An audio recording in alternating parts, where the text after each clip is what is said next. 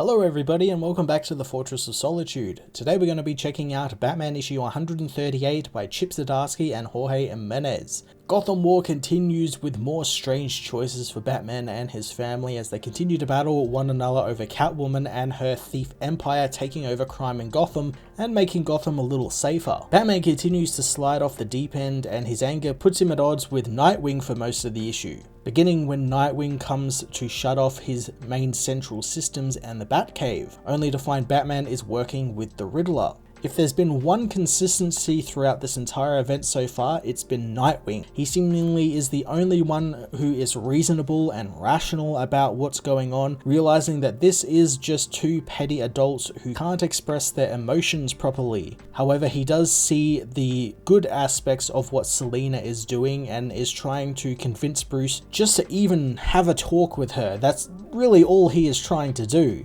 and Batman wants none of it. Probably the most fucked up thing also happens this issue as Batman uses a machine to forcefully put a failsafe inside Red Hood's head, making it so whenever Jason is about to resort to violence or do something dangerous, his fear centers kick in and stops him from doing so, essentially making him scared of literally everything and anything in the world. I can understand trying to take someone like Jason off the board so they don't stand in his way, and especially Jason since he's been sort of stoking the fires of this, but surely there is a bit better of a way to do this. It's super fucked up and Bruce spends the entire time trying to justify his actions as he's helping Jason and helping save him from this life. If it is indeed to sow some seeds of doubt into Bruce regarding what he's doing, since that's really what this whole thing was really for, it seems, especially because by the end of it he seems really hurt that he had to do this.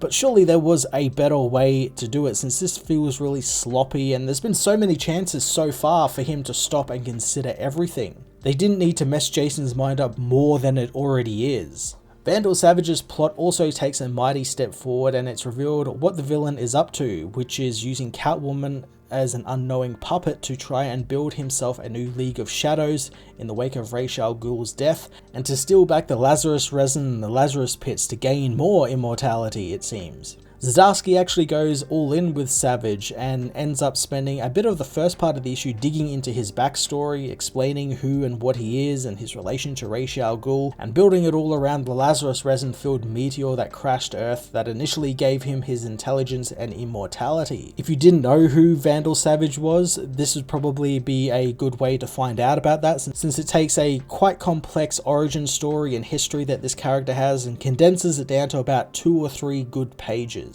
And of course Jorge Jimenez is drawing it, so it just looks fantastic. He does some great stuff with all the paneling throughout the issue as well that makes the story flow quite nicely despite the contents of the story not being all that good. Vandal now is obviously the third party in all of this, and him being revealed to be orchestrating this also does alleviate some of the problems I have with the event, although it's mainly in the premise of the Gotham War and why it's happening. But characters are still being written quite inconsistently and very stupidly as well. I do also think my little funny theory of Vandal thinking that he's just dealing with a run-of-the-mill Batman who's maybe a little worn out instead of an emotionally unhinged Batman is pretty funny, and it will be fun to see if that actually does come back to bite him in the ass at the end of it. Like, he doesn't realize that Batman is going through some shit with Zur-En-Arrh in his mind as well as fighting his own family, and it's just gonna erupt in his face. Things do begin to calm down a little by the end of the issue as Selina has come to Bruce to actually talk with him, something that probably should have happened between the two of them, not the entire family, just the two of them at the beginning of the event.